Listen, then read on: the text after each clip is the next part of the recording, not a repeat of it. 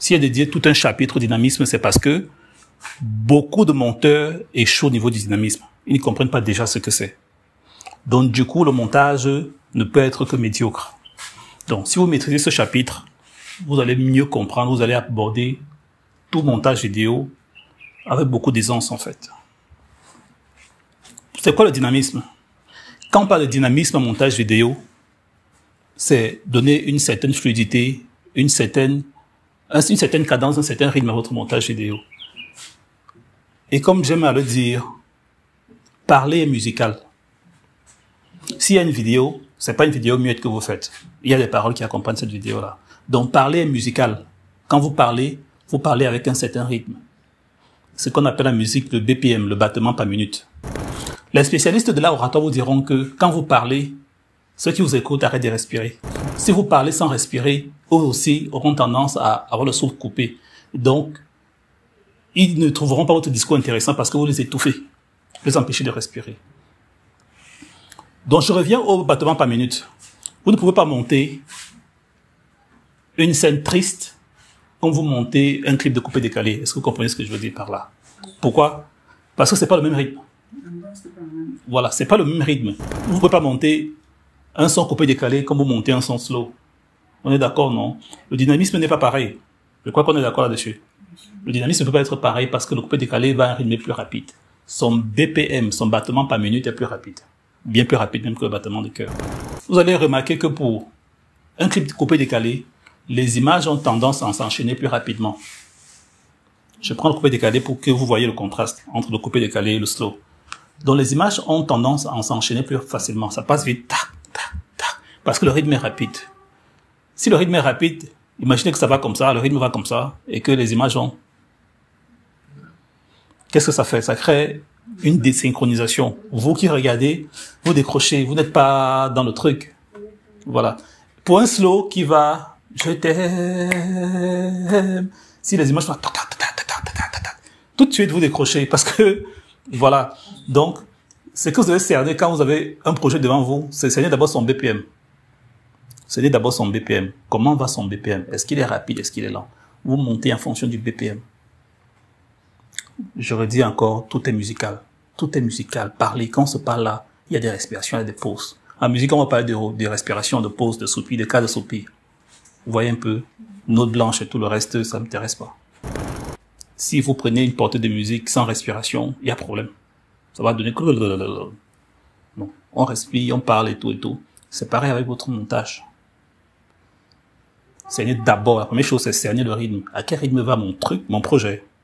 C'est en fonction de ça que vous montez. Maintenant, quand vous allez être professionnel, ça va se faire de manière automatique.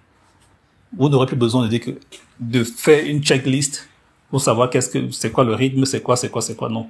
De manière automatique dans votre tête, vous savez que ça joue rapidement. Vous aurez tendance à faire varier rapidement les images, augmenter des éléments et tout. Donc, dans ton montage, Thierry, le texte en lui-même ne suffit pas. Fais varier tes plans. Je pense que le rythme de cette vidéo va dans les 80 BPM. Battement par minute. Est-ce que vous avez compris ce que c'est le BPM comme? Tap, tap, tap pour une musique de 4 temps.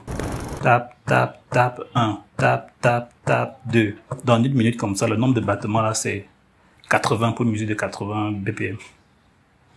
Donc c'était ça la parenthèse. Si vous avez des questions, posez-les. Ouais, pour moi, je suis un peu perplexe au niveau de l'animation en fait. Est-ce qu'il faut trop animer? Est-ce qu'il faut moins animer? Ou il faut une animation neutre? Une fois de plus, ça dépend du BPM. Ça dépend du BPM. Beaucoup ne comprennent pas comment je peux faire la musique et faire le cinéma en même temps. Parce que moi, j'ai défini le monde comme des notes de musique, en fait. Je vois un film comme une musique. Parce qu'il y a un rapport qui se fait rapidement. Quand je parle de BPM en musique, je parle en film.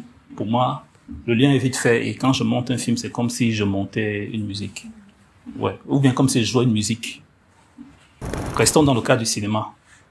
Tu peux monter une scène d'action comme tu montes une scène d'amour. Vous voyez un peu le truc? Tu ne peux pas. Une scène d'amour, tu peux monter ça. Tu vas aller les plans chaque fois. Non, ça ne donne pas. L'action, tu dois monter rapidement, les gens ne doivent même pas voir la supercherie. Quand, dans un coup de poing, dans un film d'action, c'est comme ça, ce n'est pas sur le...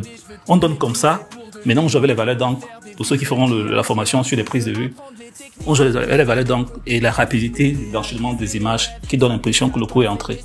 Parce qu'on sait que si on tarde là-dessus, vous allez voir la supercherie. Dans les anciens films, ça se voit. Dans les films des années 90, vous allez voir que les coups de poing étaient plus faux. Parce qu'ils ne maîtrisaient pas trop cette notion-là.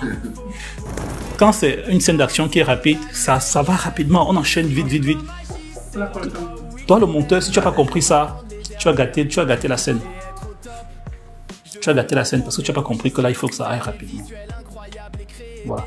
Et il faut garder en esprit que il y a des gars qui sont faits pour monter les scènes, les films d'amour, et d'autres qui sont faits pour monter les films d'action. C'est pas la même chose. C'est pas la même chose. Je suis Scandi Décimal, réalisateur cinéma et producteur. Je vais profiter de mes 18 ans d'expérience dans le montage vidéo, la retouche photo, le motion design et les prises de vue. Je forme, je vous attends. Cinépa Magie, c'est la formation qu'il vous faut pour booster vos compétences et réaliser vos rêves. Cinépa Magie, c'est l'endroit où il faut être pour apprendre les dernières techniques et être au top.